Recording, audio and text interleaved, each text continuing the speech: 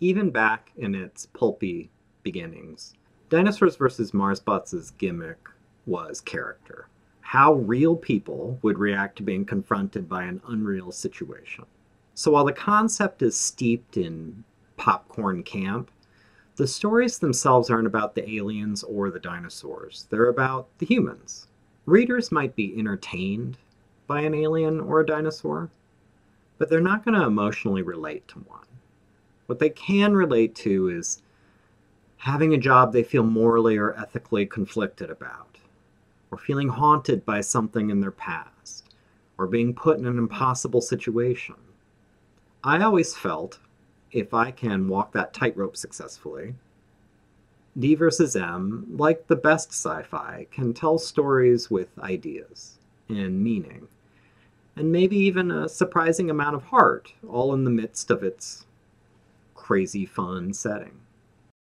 So far, it seems to be connecting to people on that level. When I talk to people who read and enjoyed the D vs. M comics, two things they mention most often are the dialogue and the characters, which is a relief because those are the two areas I spend the most time on. I think they're the two areas that are most important to get right. People have asked me over the years how I go about developing a character, but I haven't ever talked about it much in my previous videos. So over the next few videos, I wanted to take a deep dive into the three main characters we've met so far in D vs. M. Both how I went about creating them and why I made the decisions I made, and then a little bit about their backstories and lore and trivia, things that you don't need to know to enjoy the comics, but if you have enjoyed the comics, they might add a little bit of texture and richness to this character that you liked before, but now when you reread it, there's a little bit more dimension and you know a little bit more about that person. Maybe you'll get more out of a second reading. I hope this will be fun for the superfans.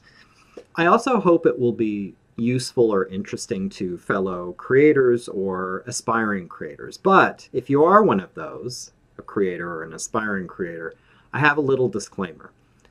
This is just how I went about it. This is just how I figure out my characters. This is certainly not the only way, and probably not even the best way. It's just the way that works for me. And at the end of the day, that's all that matters. What works? Maybe you'll get some ideas watching this. You'll think like, oh, I could approach it like that. Or maybe it'll be like a photo negative, and my example will, by rejecting it, you'll figure out your own way. I can't tell you how much of my process and how many of my creative decisions basically boil down to, well, I've seen this other person do it this way, and I don't want to do it that way. I'm going to do it this way instead. Again, it's all about getting to the island. I don't care how. I don't care if you boat. I don't care if you swim. I don't care if you parachute onto it. It's all about getting there. Proof is in the finishing. So once you figure out your method, if it's turning out work, if you're finishing, it sounds great to me. But this is what I do. So now that that's out of the way, let's get to it. By popular demand, the first character we're going to talk about is the protagonist of the newest book, D vs. M 1997, Jennifer Burke. Have fun.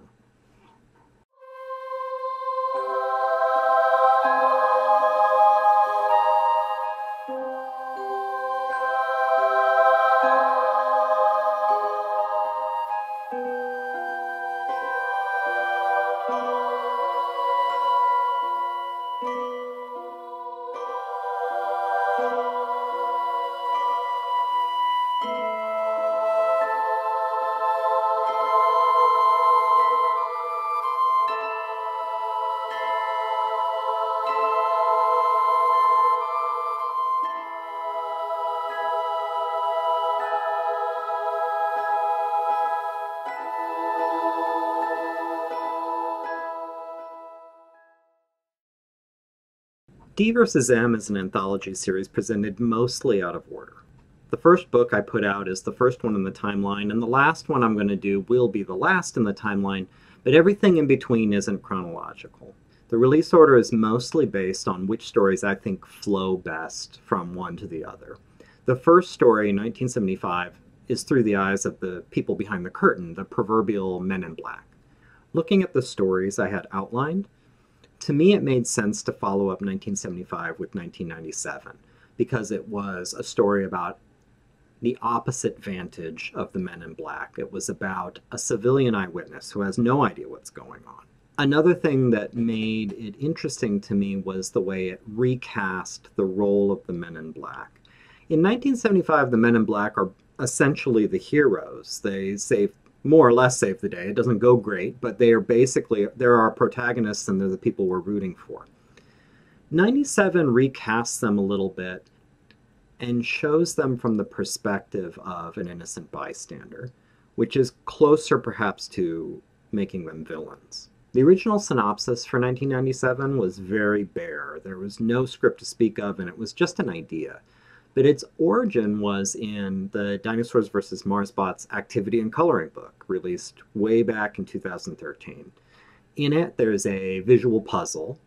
The reader is presented with a diagram of the aftermath of a battle and is asked to figure out what took place and in what order.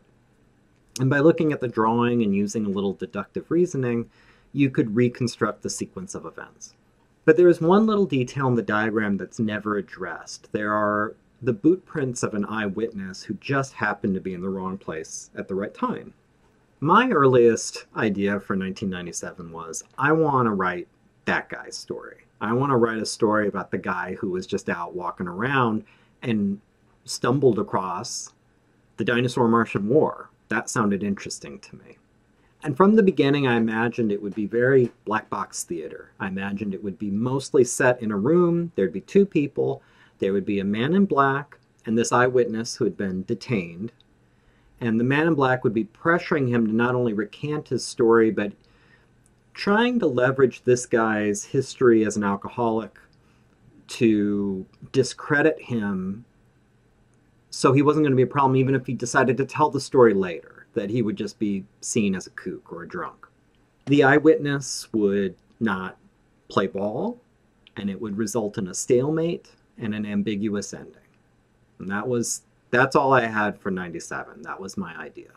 The story was at least partly inspired by an account I came across in my research. I think it was a taxi driver or something in Florida who had a very detailed UFO sighting, was telling people about it, and then after about a week of telling people about it, he recanted everything and said, I was drunk and I made the whole thing up. And something about that got my creative brain going, where it was like, well, what if he said he was drunk just to make this all go away? Like, he didn't like all the attention and it was just too much and he just wanted to, like, I made it all up, forget about it. Or what if he was pressured to say he had been drunk and made it all up? What if he was coerced? Like, then, that was sort of where I was like, I think there might be kind of a fun story in there. Something, I think I can do something with that. So that's where that all came from. But if you noticed, originally, my main character, I said, was a he. I just, by default, was like, well, the eyewitness is a he. And because D vs. M is mostly set in rural Arizona, and I always imagined 1997 was set in northeastern Arizona, which is mostly tribal lands, I just naturally decided that my eyewitness was a Native American guy. I had gone to school up there. I went to college at Northern Arizona University, and while I was up there, I was an anthropology major, and I got really interested through my cultural anthropology classes and things in the Hopi. Learned a little bit about them and was very interested, and so just when I had to start casting my main character, I was like, well, it'll be a middle-aged Hopi man. And that's what the main character of 97 was for a while, actually. I think there's probably even sketches buried somewhere of, like, what, me trying to figure out what he looked like. And I mean, I went down that path for quite a while. But by the time I got to seriously sitting down and writing a draft of the script, I started to have second thoughts. I realized this was very precarious creative space I was venturing into. Me, as a white male, taking it upon myself to write a Native American character, a Hopi character, with no real direct knowledge of the Hopi, with no Native friends in my life that I could go to and ask, am I getting this right or am I doing this wrong? But more risky was the fact that I had always felt that my main character should be an alcoholic. And that was an even spookier live wire to touch, was this idea of like, I'm going to write an alcoholic Native American protagonist. Now, alcoholism is absolutely a real issue among Native people. But it's also been used in a very cruel, kind of racist caricature way for hundreds of years. I mean, there's a lot of weird baggage with that stereotype of the alcoholic Native American. I don't think it's forbidden for a white guy to write an alcoholic Native character, and I don't think it's impossible to do it well, but I wasn't confident in my ability to do it well. And I started thinking about the fact that if I fell short of this, if I failed, not only is that an extremely public and humiliating conspicuous failure, but one that's potentially very hurtful to some people. And once I had that thought in my head of like the risks of taking this on and the realization that like I don't know if I'm a good enough writer to do this well, I decided I didn't want to continue down that path of alcoholic Native American protagonist. I had second, I was like, nope, I'm not comfortable with this. I'm not 100% confident I can do it well. I need a different direction. So who would replace him? Well, for a bunch of story reasons, I thought it was important that the main character needed to occupy a spot in society similar to the Native American character, in that it needed to be someone going into that situation, being detained, being arrested, being questioned, from an inherent disadvantage, beyond, say, someone like me. So thinking about that versus what I thought I was capable at my creative skill level, I eventually settled on a working class single woman who had the added disadvantage of being a felon. And that would have been the earliest germ of Jenny Burke. So once I decided the main character was going to be a woman, it made sense to me to switch the gender of the Man in Black character as well. For a few reasons, but mostly because I was really interested in the idea of writing two female characters when there's not a man in the room for them to perform for. I thought it would make for a more interesting story. It's the kind of story you don't see so often, especially in sci-fi horror comics. And just by making those seemingly small changes, let's make the protagonist and the antagonist women, you make the story, which is about a hapless eyewitness and a sort of impersonal government agency crossing paths, also about women and two kinds of women, and how these two different kinds of women have navigated the unique challenges the world presents women. And that was very exciting for me as a writer. And I thought it would be a fun challenge for me, and it got me interested in like, okay, now I'm really into figuring out these characters and figuring out this script. But it was also a big responsibility.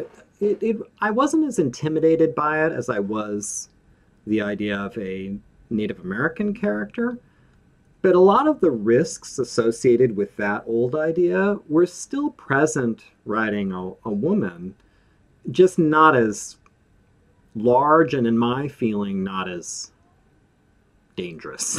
I was much more confident in my ability to write interesting, nuanced, fully fleshed out female characters. But just to be safe, I had decided right from the start, well, I'm going to pluck a bunch of women from my life who I trust to review my script, just to make sure, I'm not doing anything embarrassing, or I'm not just like completely getting this wrong. I really wanted to make sure I was respecting this and taking the responsibility seriously. Fortunately, I think I had a pretty good beat on it, and none of the notes I got back after the first few rounds of drafts really worried me or made me think that I was just completely missing the mark.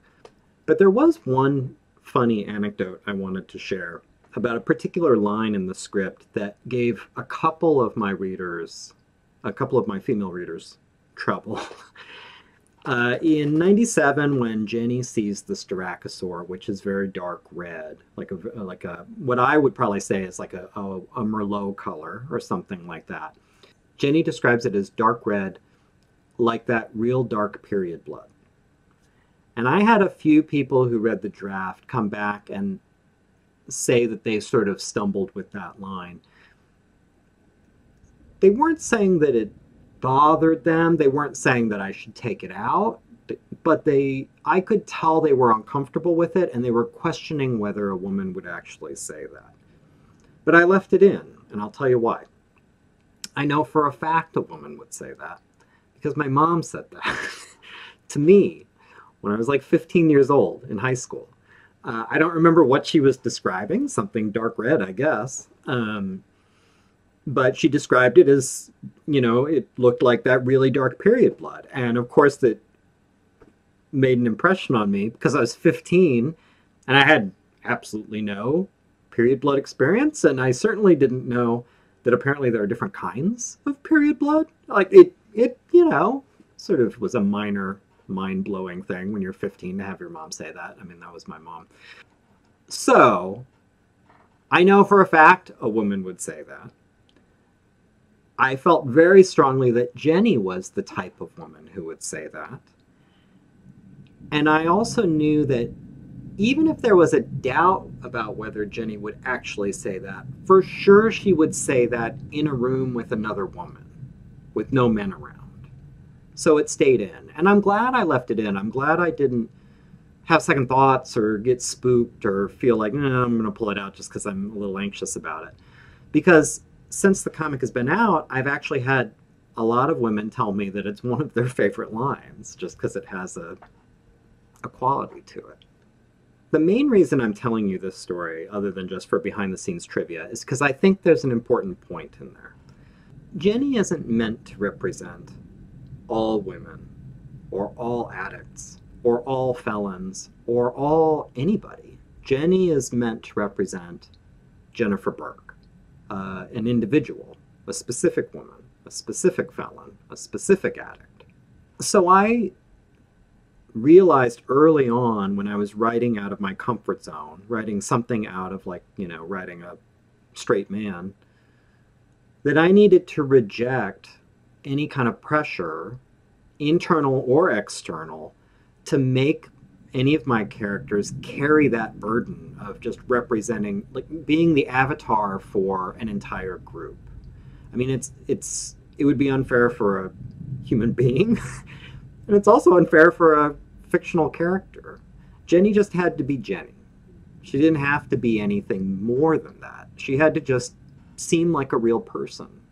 And I had to not get lost in the swamp of, yeah, but what is it saying about, I just couldn't let that in. I had to try and be respectful, of course, but I also had to be serious about making someone who seemed like a person and not a symbol, if that makes sense. Now, that being said, I do think Jenny is realistic. I've known a lot of people in different ways like Jenny. I think she's a realistic type of woman. I think she's a realistic type of addict. I think she's a realistic type of felon. I think she's plausible. She's fleshed out with enough detail for people to be able to identify with her and relate to her. And that's the most important thing. And that's also sort of the paradox of creative endeavors. I think through individuality and specificity, you find universality. People, I think, whether it's with Jenny or whatever else, the more specific you get with Jenny, the more people can like connect to her in some way. And I think the reverse paradox is that if you're chasing universality, all you're going to end up with is pablum. Another important but maybe polarizing detail about Jenny is the fact that she swears a lot, if you've read the comic. I think it's important to her character, but I realized it's something that, kind of like the Dark Red period line, could put off some readers. But that was a burden I was willing to make the audience lift. There are some things that it's fine, I think, making the audience figure out. And one of them is figuring out how to relate to Jenny, who doesn't want to be figured out, who doesn't want to be liked. It was important to me that Jenny was recognized and distinguished for her authenticity more than her likability or accessibility. Most of the choices I made when it came to Jenny were based on making her feel like a real woman randomly plucked out of life and dropped into this story. And not just a real woman, but like the kind of woman that you would never normally expect to see in this kind of story. And the swearing is sort of part of that. I mean, I've known women like Jenny. They swear. I swear. And so I just thought, well, you know, this is, if I'm trying to really paint an authentic, believable character, then this is just how she would behave. And I think that adds an interesting kind of realism to, I mean, in this, again, the setting of D versus M, which is always going to be very crazy and extreme and sci-fi, to ground it with people that you've met, you know, you recognize, that are believable. And I think, you know, Jenny kind of having a dirty mouth, not only does it make sense for her character, I think it helps portray that. And at the end of the day, you know, these are comics for grown-ups. If you're still blushing at bad words, I don't know, man. I'm sorry. Eventually I had to decide what Jenny looked like. Because of the backstory I came up with, which we'll get to in a second, I felt she needed to be attractive. Not in a comic booky pin-up way, because that's not D versus M, but a realistic, all-American girl next door kind of way. I started gathering images for inspiration, and one example I kept coming back to, even though she probably is a little too attractive, was Debbie Harry. I thought that was kind of what I was picturing, but with more of a hard rock groupie flavor, and looking a little more earthy and a little tougher and a little more raw. So I was looking for someone who could be a decent stand-in for that, a decent reference model. As I've mentioned in other videos, I think reference models are critical for drawing human figures in comics, especially if you're doing a more realistic style like I am. If you're drawing things the Marvel way, maybe you don't need it. If you're good enough, but that's not what I'm going for. I'm going for a little more realism, and I'm trying to get in a lot of very fine human, like life drawing-y sort of details. For that, I want a human reference. And whenever I use references, I always shoot my own. I don't go to Google Images, I don't find stock photos, I don't do anything like that. I have a sense of what I want to be able to pose my models, and I want to be able to pick out a model. I don't want to find something online that's close enough. So I went through a mental list of friends thinking, like, who could be Jenny? Who sort of could pass, like, who's a good Jenny type? It's not strictly based on looks. Looks is a part of it, but it's also based on who can be a good art model. Which, if you've never taken a life drawing class, you've never posed for yourself, or if you've never done anything like that, it's not something everyone can do. It's difficult. It's even setting aside being able to kind of sit still. It's an awkward experience. You're being asked to like make faces and hold weird positions and pretend you're holding something. And, if you're even a little too self-conscious or a little normal, it's weird. It's awkward. It's uncomfortable. On top of that, you need expressiveness. You need people who can do very subtle expressions and very big, like broad expressions if necessary. It's almost like you need someone who has a teaspoon of latent acting ability in them. Like, you need someone where if you sit down, it's like, all right, now like you're just in horror. Like, they need to be able to do that and not just laugh with like, I feel dumb. Like, even though that's a natural response, like you need someone who can kind of go with this while you're taking pictures. That's not easy. So anyway, I went through my list, and fortunately, my first choice agreed, and that was my friend Laura. She checked all the boxes. I felt like she had the right look for Jenny. She had read the script and she loved it. She really loved the character of Jenny. But almost the best thing of all, she is also a fine artist. She's done a lot of life drawing, and she knows how to pose. She knows what her face is doing. She knows how to, like, if I ask her to do something, she knows how to do it in a way that makes for an interesting drawing. So it was perfect. Every chance I get, I mentioned that 97 hinges on the Jenny character, and part of what makes the Jenny character work, I think, is the fact that I had an outstanding reference for Jenny in Laura. So now that we've gotten how Jenny was born out of the way, let's talk about Jenny's backstory. I write a fairly complicated and in-depth backstory for all the major characters in D vs. M.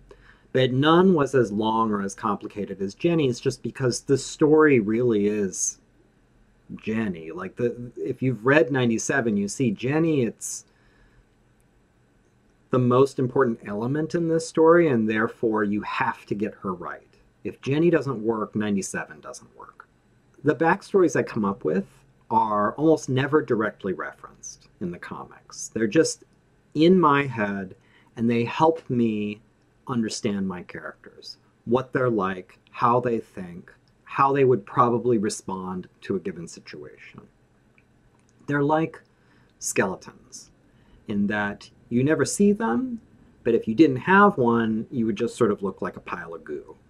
I feel like it's the same way with fictional characters. You can tell if a character has been carefully thought out in a logical way and is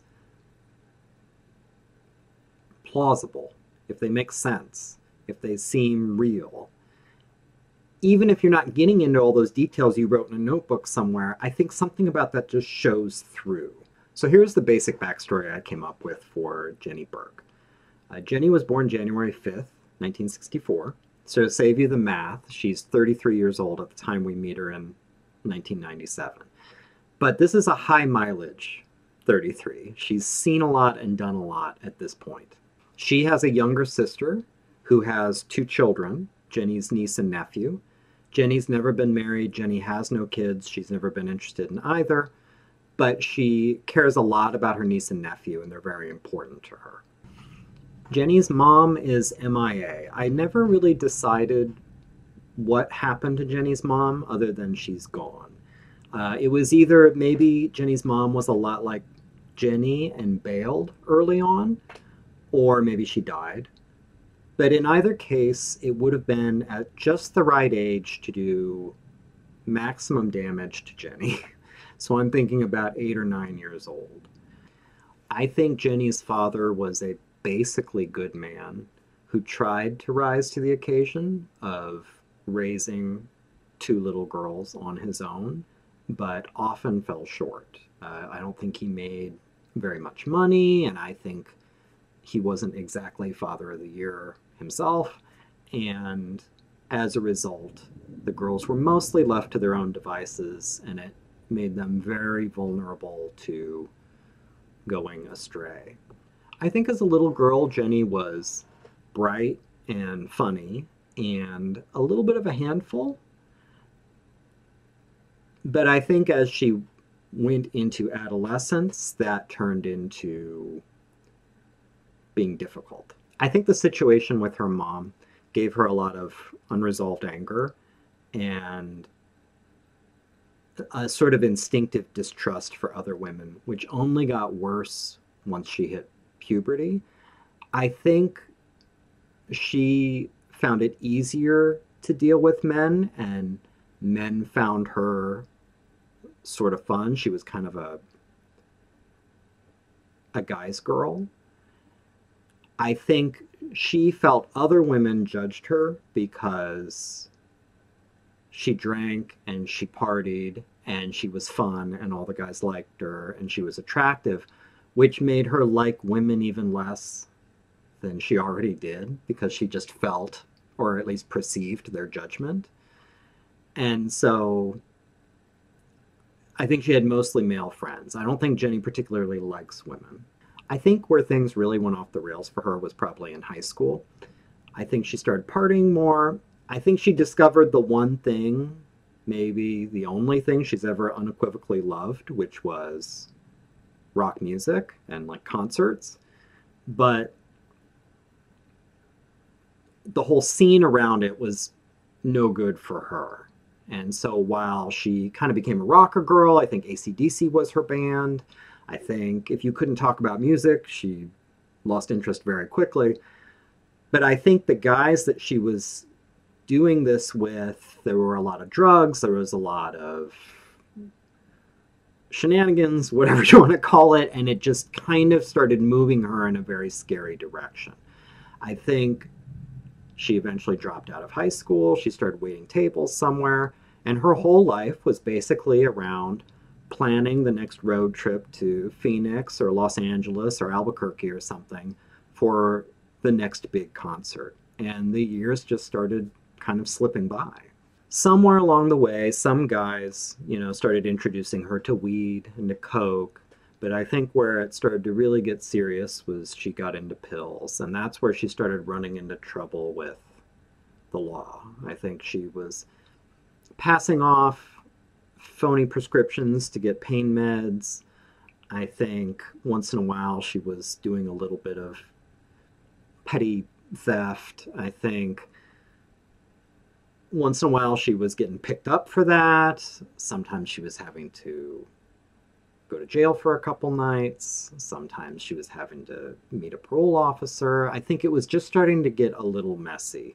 This is where the spunkiness and the wildness of her childhood becomes just plain old criminally bad, poor impulse control. I think there's a lot of just stealing things she shouldn't, smoking and taking things she shouldn't, taking swings at people. I picture Jenny as kind of having a temper, kind of being a little violent. I also picture her finding herself in situations where she's the victim of that. I think she knew a lot of guys, dated a lot of guys, almost none of them good. I think part of the tragedy of Jenny is the guys she likes the best are sort of the worst ones. I think sometimes they would beat her. I think sometimes she'd take a swing at them. I think sometimes she'd have to get a restraining order on one of them. I think other times some guy's ex was trying to get a restraining order on Jenny. I think just basically things are starting to go from like Jenny's sort of the cool party girl to like Jenny is kind of scary. So her life, it's become a little bit of a roller coaster, and not a good one, not a fun one. It's kind of a scary, creaky one that could fall apart at any moment and kill everyone on the ride. But then, one day, Jenny's dad died of a heart attack. Just a little while after Jenny had arranged for a male friend of hers to break into her dad's garage to steal some stuff in exchange for some pills. And Jenny is crushed. she uses as an excuse to get even more screwed up than she already is, so much so that she misses her dad's funeral because she's passed out somewhere. And that's the last straw for her sister. And Jenny now finds herself just at the proverbial rock bottom. And she feels real terror over it. She really feels the possibility that everything can go away. Absolutely everything. And that basically, while she's been in this weird haze, a lot of things have gone away. She has very little left, and she feels very protective of the little bit she has left. And it scares her into some form of sobriety. She abandons everyone that she knows who is still sort of in that life, which is basically everyone she knows.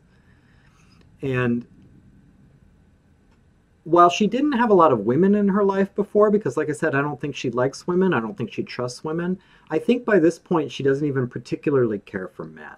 I think she's been burned enough or screwed over enough where she really has trouble trusting or connecting to anybody. I think the way she sees it, women are nasty and backstabbing and two-faced, and men are just trying to find a way to fuck you.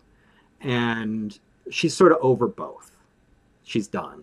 I don't think she has a meaningful relationship with anybody. I think she has light conversation with customers at work. I think she has a sort of relationship with her niece and nephew, but they're children.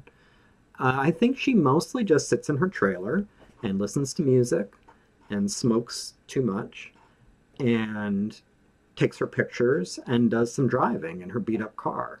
And that's about it. I think when we meet Jenny in 97, her life is very narrow and stark and kind of stripped to the frame. It's lonely, though I don't think Jenny would admit to that. Now, it's important to note that this isn't real recovery. She's not treating any of the underlying issues. She's not going to therapy. She's not going to AA meetings. She doesn't have a sponsor. A friend of mine who's a recovering addict said that basically she's white-knuckling it. Just by sheer force of will, she's just not using. But all the trauma, all the pain, all the urges, it's all still there. She's just resisting it. It's hard to say how long she can manage this before falling off the wagon, but that's what she's doing right now because she's sort of terrified not to do it. What's keeping her focused is the fear of losing the little bit she has left, but also she's kind of being haunted by the ghost of her dad. I think she's deeply haunted by the notion that her father died disappointed in her. And it's made her a little morbid. It's made her think a lot about when and where and how her time will come. And it's that mentality, it's that sort of preoccupation that has created the impasse with Cynthia at the end of the book. Just a bit on Cynthia. I think she's an interesting foil for Jenny. They've had very different paths.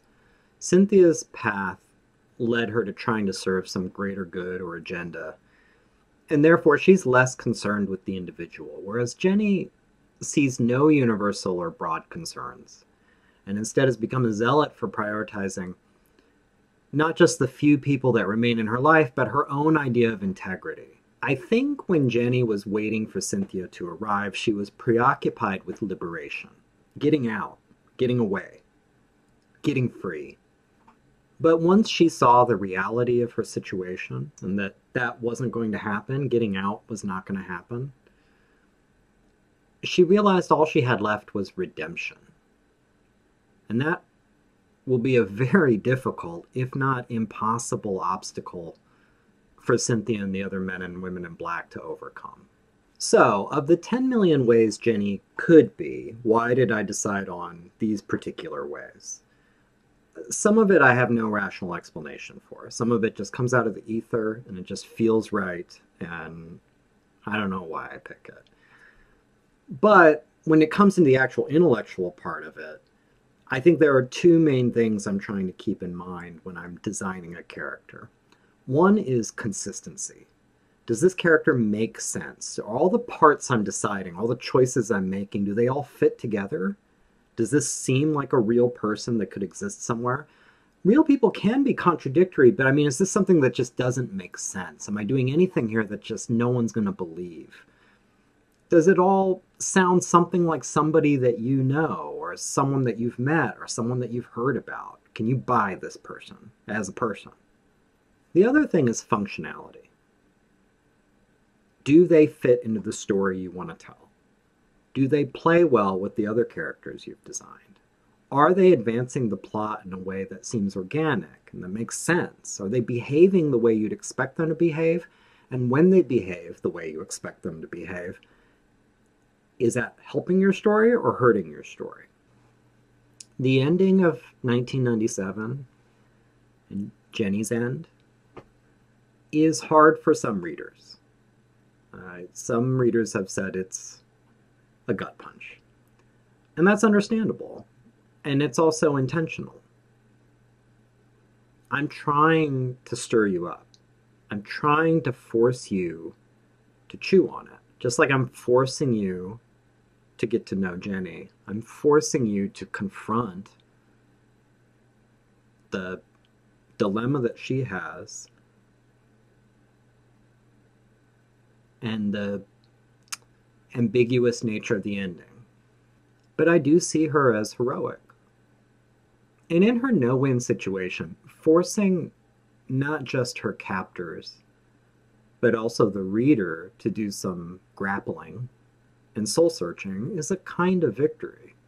There's something about how she responds to her situation that wins readers over to her and makes them like and admire her in spite of her, I don't know if this is a word, unconventionality, and the lack of a traditionally satisfying ending that's full of closure. But the ending can be tough, especially on second readings. Seeing the opening scenes where she's in her normal clothes, pre-black eye, doing what she loves, and knowing you're looking at her last few happy moments in a generally unhappy life, it's sad, even for me.